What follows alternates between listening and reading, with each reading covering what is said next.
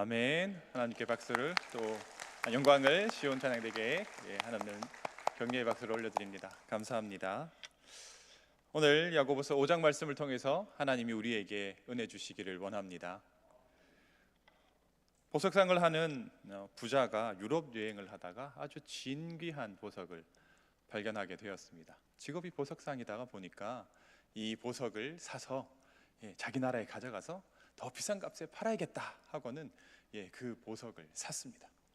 이 가지고 이제 와서 보석상에 와서 이제 팔려고 자세히 살펴보는데 살 때는 발견하지 못했던 흠집이 하나 있는 걸 발견하게 됐습니다. 이걸 어쩌냐, 살 때 내가 못 본 건데 하고는 안타까운 마음에 감정사들을 불러가지고 이거 좀 어떠냐 하고 물어보니까 하나같이 이 흠집 때문에 이 보석의 가격이 떨어질 것 같다, 비싸게 못 팔 것 같다, 이런 이야기를 하는 겁니다. 그래서 몇 날 며칠을 고민하고 고뇌하다가 어떻게 하면 이 보석의 가치를 다시 회복시킬 수 있을까 고민하다가 한 가지 결정을 내렸습니다. 바로 보석의 작은 흠을 장미의 일부분으로 조각하는 것이었습니다. 흠집이 아니라 그게 의도된 장미 모양으로 원래 장미를 조각한 것처럼 그렇게 장미를 조각해 넣는 겁니다. 그래서 장미를 조각했더니만 그 가치가 어떻게 되었을까요? 몇 배로 뛰었죠. 보석인데 장미 모양의 이 모양이 새겨진 아주 귀한 보석, 세상에 하나밖에 없는 보석, 이렇게 돼가지고 그 가치가 몇 배로 뛰었다는 겁니다. 그래서 그 보석상 주인은 다시 행복해졌다는 그런 이야기가 있습니다. 그 작은 흠은 우리의 약점과도 같습니다.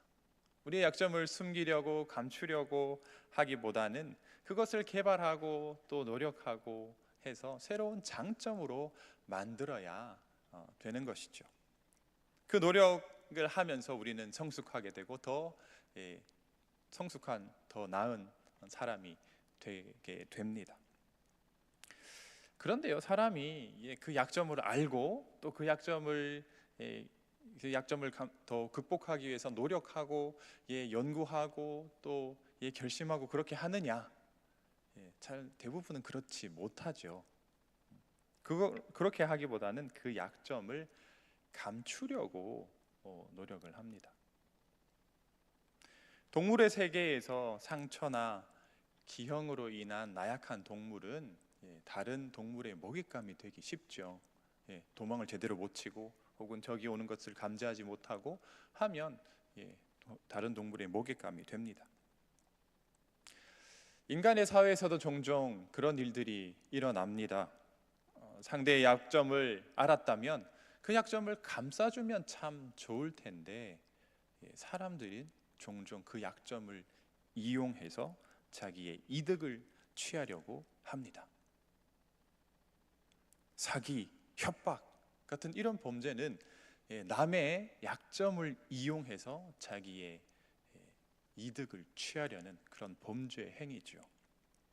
꼬투리 하나만 잡히면 그걸 가지고 계속해서 물고 늘어져서 자기가 원하는 것을 얻어내죠. 사진 하나 잘못 찍히면 혹은 어떤 약점 하나 혹은 욕을 했다든지 그런 것들 하나 잡히면 그것 가지고 명예훼손이니 이렇게 해서 엄청나게 사람들은 약점을 공격하게 됩니다. 상황이 이렇다 보니 한 개인에게 약점 혹은 나약함이라는 것은 생존의 문제와 연결이 됩니다. 그래서 그것을 극복하기 위해 노력해야 하는데 쉽지 않으니까 그걸 감추려고 합니다. 이 약점을 감추기 위해 많은 사람들이 자기 과장이라는 방법을 사용합니다. 실제와 다르게 또는 실제보다 부풀려서 말하고 표현하는 거죠. 부인이랑 사이가 좋지 않은데 밖에 나가면 늘 부인을 얘기해. 오늘 우리 부인이 무슨 반찬 해줬어, 뭘 해줬어 하는데 집에 들어가면 한마디도 안 해. 그리고 밥 먹었나? 애들은 자자, 이렇게만 하는데 밖에 나가면 우리 부부 사이 좋아하면서 뭐 반찬을 뭐 해줬고 이렇게 하는 건 과장인 거죠.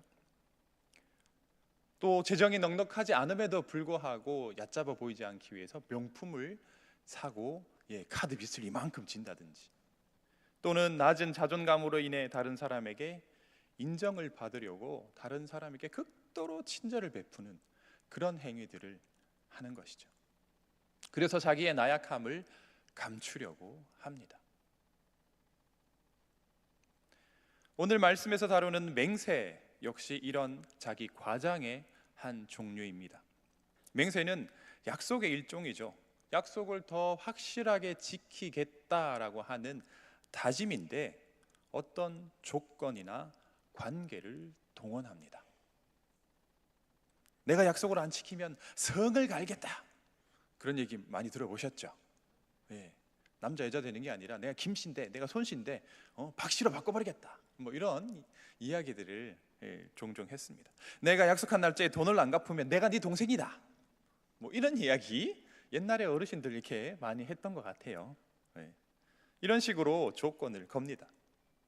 그렇지 않으면 우리 아버지 이름을 걸고 혹은 어머니의 이름을 걸고 약속을 꼭 지키겠다, 그렇게 자기보다 높은 권위에 있는 사람들, 자기에게 중요한 사람들을 끌어들이죠. 이렇게 맹세를 하게 됩니다. 그만큼 확실하게 약속을 지키겠다라고 하는 것이 맹세인데, 그런데 여러분, 이런 맹세를 언제 합니까? 자기가 힘이 있고 능력이 있고 실력이 있고 그럴 때 합니까? 아니면 자기가 좀 불리하고 좀 안 좋을 때 합니까? 좀 불리할 때 하죠.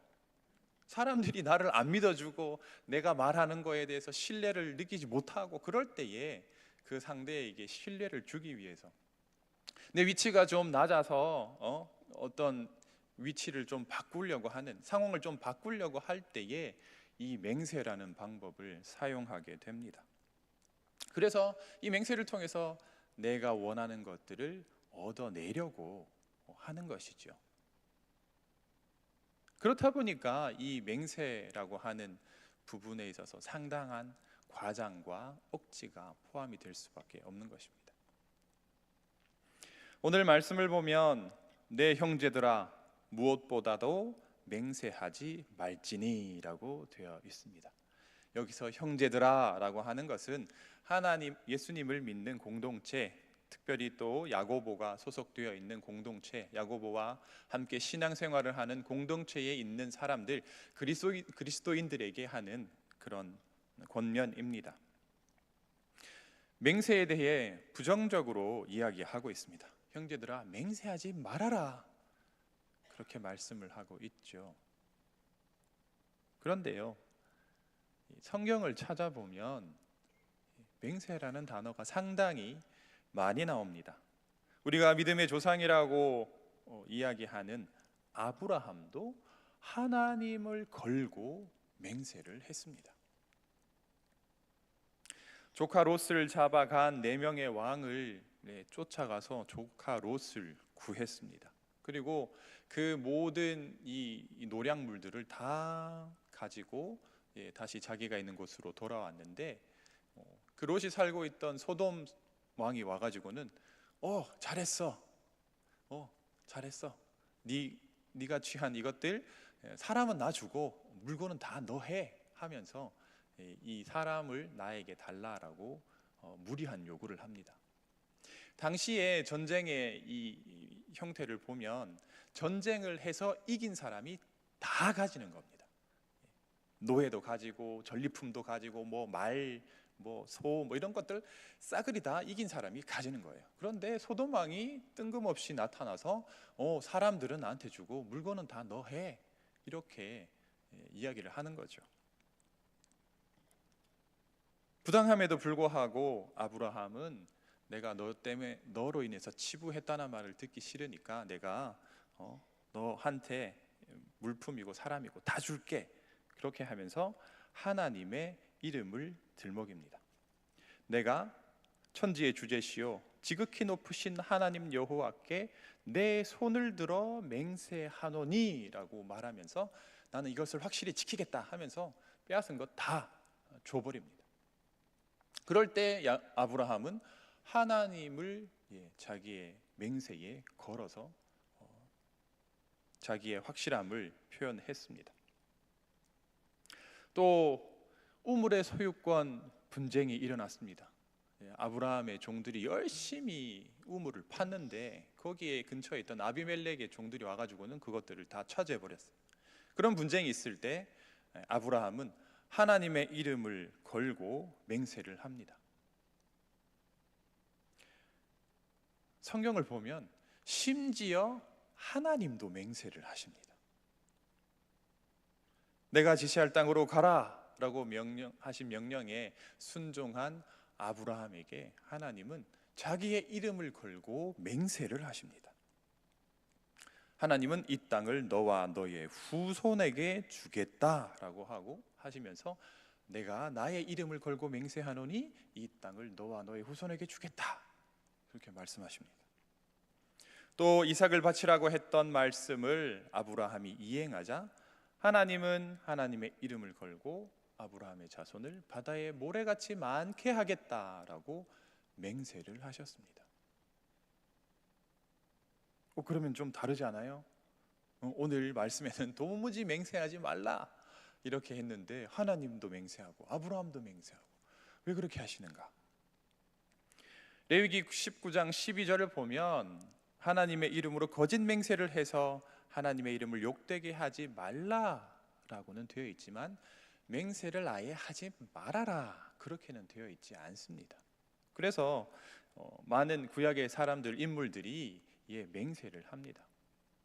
사사기에서는 입다라고 하는 사사가 전쟁에 나갈 때 내가 이기고 돌아올 때 나를 맞이하는 누군가가 되든지 그 사람을 하나님께 드리겠다라고 맹세를 하고 전쟁에 나갔다가 이기고 돌아왔는데 어떻게 됐습니까?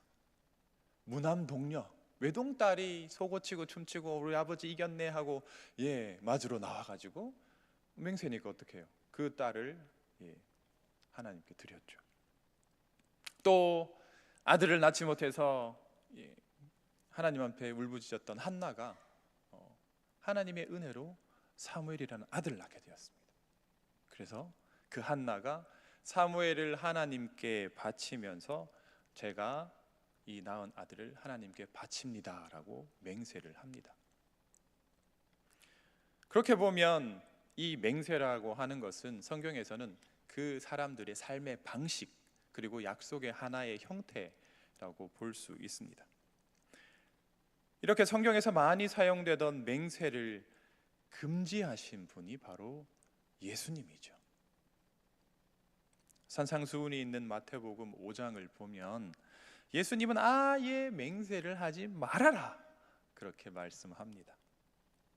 당신은 하늘을 걸고 땅을 걸고 예루살렘을 걸고 자기 머리를 걸고 많이 맹세를 했습니다. 지킬 목적으로 하기보다는 책임을 회피하고 도망갈 기회를 얻기 위한 수단으로 맹세가 악용되고 있는 실정이었습니다. 그래서 예수님은 아예 맹세를 하지 말아라 그렇게 말씀하셨습니다. 또 맹세를 하면서 거는 하늘과 땅, 예루살렘, 자기의 머리가 결국에는 하나님과 연결이 됩니다. 하늘은 하나님의 보좌요, 땅은 하나님의 발등상이요, 예루살렘은 큰 임금의 성이요, 하나님이 창조하신 인간의 머리이기 때문에 지키지 않을 맹세에 이런 것들을 걸면 결국에는 그 불명예가 어디로 가느냐? 하나님에게 가는 거죠. 하나님의 이름을 걸고 하나님과 관련된 것들을 걸고 맹세를 했는데도 불구하고 지키지 않는다? 결국에는 하나님이 욕을 먹게 됩니다. 예수님은 당시 흔하게 악용되던 맹세를 하지 못하게 하셔서 예수님을 따르는 자들이 거룩하게 구별되기를 바라셨습니다.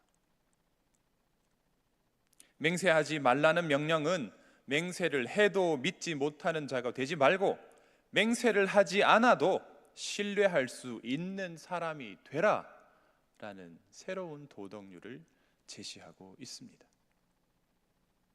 예, 아니요 라는 간단한 대답으로 의사 표시를 하지만 그 말을 신뢰할 수 있는 사람이 되라 라고 말씀하시는 거죠. 그래서 맹세해도 안 지키느니 차라리 맹세하지 말고 예 아니요 라고 대답해도 사람들이 믿을 수 있는 그런 신뢰할 만한 사람이 되라라고 하는데 그게 어렵잖아요, 그죠? 그러려면 오랜 기간 정말로 신뢰를 쌓아야 되고 자기의 삶을 바꿔야 하고 자기가 어떤 했던 말을 지켜야 하는 그런 일들이 수반되어야 되기 때문에 그렇게 되기란 참 어렵죠. 그래서 사람들은 간단하게 내가 맹세한다 이렇게 악용을 했던 것입니다.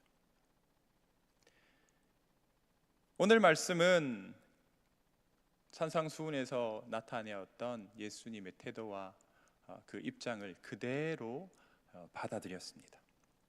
하늘로나 땅으로나 아무 것으로도 맹세하지 말고 오직 너희가 그렇다고 생각하는 것은 그렇다 하고 아니라고 생각하는 것은 아니라 하여 정죄받음을 면하라. 예수님께서 하신 말씀과 똑같은 말을 하고 있습니다. 야고보서는 말과 혀의 사용에 대해서 상당한 관심을 가지고 있고 그것이 올바로 사용되기를 권면했습니다. 행동은 하지 않고 말만 하는 태도, 또 하나님을 찬양하면서 동시에 형제를 욕하는 혀의 사용을 경계하고 있습니다. 너희가 이런 이중적인 태도를 보이면 어떻게 되겠느냐? 이 정말 그리스도인이라고 말할 수 있느냐? 그렇게 권면을 하고 있는 것이죠. 이런 맥락에서 오늘 본문에 나오는 맹세를 언급하고 있습니다. 맹세 역시 말한 바를 확실하게 할 목적으로 사용되기보다는 책임을 회피하고 도망갈 기회를 만들기 위한 수단으로 사용됨을 지적하면서 이런 삶의 태도는 그리스도인에게 맞지 않기 때문에 아예 맹세를 하지 말라 이렇게 권면을 하고 있습니다. 여러분은 맹세를 자주 하시나요? 내가 아버지의 이름을 걸고 내가 안 지키면 성을 갈겠다 이런 맹세는 요즘 자주 안 하시죠? 옛날에 저희 아버지 때나 할아버지 때는 그렇게 말을 많이 하셨지만 지금은 저희가 그런 맹세는 잘 하지 않습니다. 그런데 수많은 약속을 남발하고 거기에 대한 책임을 지지 않는 삶의 태도는 여전합니다. 언제 만나서 밥 한번 먹자, 이 말은 정말 같이 만나서 밥을 먹고 싶어 하는 말일까요? 아니면 빈말일까요? 벌써 이렇다니까요. 실정이 이렇습니다, 여러분. 밥 한번 먹자, 언제 만나서 밥 한번 먹자, 이런 말을 여러분은 종종 하지만 그건 빈말일 경우가 많죠. 안 친한데 친한 척 해야 하는 어색한 상황을 벗어나려고 할 때 그런 말을 합니다.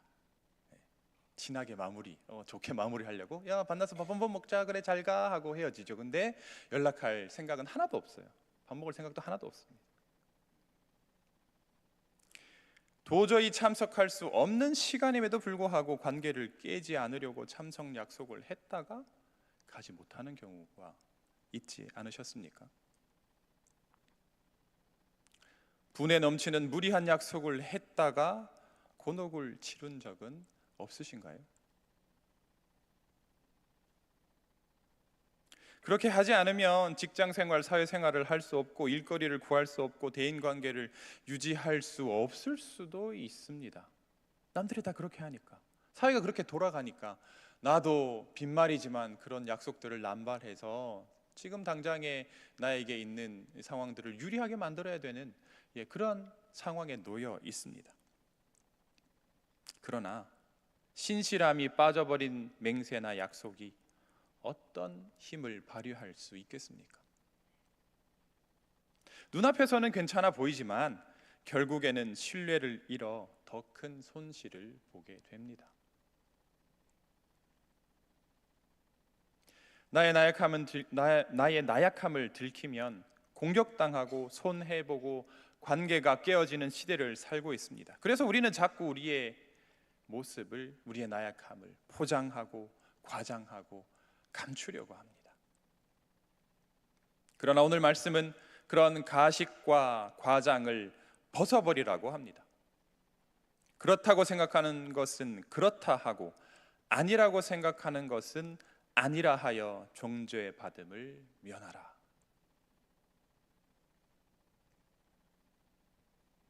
우리의 나약함이 드러나더라도 있는 그대로 생각하는 그대로 정직히 말하라는 겁니다. 아이고, 그러면 어떻게 삽니까? 세상이 안 그런데 나 혼자 정직해가지고는 어떻게 살 수 있습니까? 걱정되시죠? 이런 걱정에 대해서 히브리서 4장 14절에서 16절은 이렇게 기록하고 있습니다. 한번 찾아볼까요? 히브리서 4장 14절에서 16절 말씀입니다.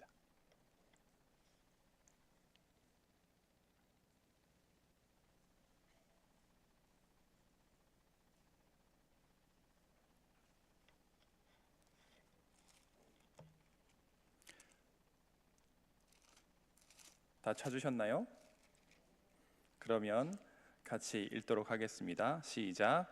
그러므로 우리에게 큰 대제사장이 계시니 승천하신 이 곧 하나님의 아들 예수시라. 우리가 믿는 도리를 굳게 잡을지어다. 우리에게 있는 대제사장은 우리의 연약함을 동정하지 못하실 이가 아니요 모든 일에 우리와 똑같이 시험을 받으신 이로되 죄는 없으시니라. 그러므로 우리는 긍휼하심을 받고 때를 따라 돕는 은혜를 얻기 위하여 은혜의 보좌 앞에 담대히 나아갈 것이니라. 아멘. 우리가 손해보고 우리의 나약함을 드러내면 살 수 없을 것 같은 이 시대에 그리스도인이 살아가는 방법은 바로 하나님의 은혜를 구하는 방법입니다. 때를 따라 돕는 은혜, 긍휼하심을 받는 은혜, 그 은혜의 보좌 앞에 우리가 담대히 나아가자라고 오늘 히브리서는 기록하고 있습니다. 하나님 앞에 나의 나약함을 드러내고, 하나님, 나에게 이런 나약함이 있습니다. 이런 약점이 있습니다. 하나님, 이거 가지고 내가 어떻게 세상을 살아갈 수 있습니까? 세상은 이것 가지고 나를 공격하고 시험하고 넘어뜨리려 할 텐데, 하나님, 도대체 어떻게 살아야 합니까? 성경의 말씀에는 정직하게 살아라, 신실하게 살아라 그렇게 말씀하시는데 도저히 하나님 살아갈 방법이 없습니다. 어떻게 하면 좋겠습니까? 그렇게 하나님께 나아갈 때 하나님께서는 때를 따라 돕는 은혜를 우리에게 부어 주실 것입니다. 우리의 나약함을 극복하는 하나님의 은혜를 사모하며 담대히 예배의 자리로, 기도의 자리로, 봉사의 자리로 나아가는 성광의 모든 성도들이 되시기를 바랍니다. 기도하겠습니다. 하나님 아버지, 우리는 연약합니다. 우리는 나약합니다. 그리하여서 다른 사람들 앞에 그 모습을 감추려 합니다. 그런 하나님, 우리가 그 모습을 감추면 감출수록 우리는 점점 더 거짓되어 갑니다. 우리의 본 모습은 잊어버리고 우리의 그리스도인됨은 잊어버리고 세상을 살아가려고만 발버둥 칩니다. 하나님, 이러한 현실 속에서 오늘 말씀은 그런 것은 그렇다 하고 아닌 것은 아니라 하라, 맹세 같은 거짓 과장들은 하지 말아라, 그렇게 말씀하고 있습니다. 하나님, 과연 이 세상을 어떻게 살아가야 합니까? 나약함은 우리의 약점이고 그 약점은 이 세상을 살아갈 수 없게 만드는 것이 아니겠습니까? 하나님, 우리의 약점마저 담당하시기 위하여 예수 그리스도를 보내주심에 감사합니다. 또 때를 따라 우리에게 은혜 주심을 감사합니다. 또 언제나 우리와 함께 하심을 감사합니다. 오직 하나님의 은혜, 하나님의 긍휼하심, 도우심으로 말미암아 우리가 이 세상을 살아갈 수 있는 줄 믿습니다. 하나님처럼, 예수님처럼 우리가 신실하기를 원합니다. 아무 과장 없이, 아무 거짓 없이 신실하게 살아갈 수 있도록 우리를 인도하여 주시옵소서. 그리고 또 날마다 돕는 은혜의 자리로 나아가기를 사모하는 자 되게 하여 주시옵소서. 예배의 자리, 찬양의 자리, 봉사의 자리, 기도의 자리로 나아가는 저희 성광교회 모든 성도들이 되기를 원합니다.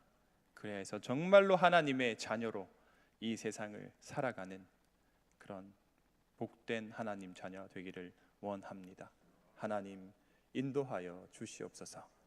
예수님의 이름으로 기도드립니다. 아멘.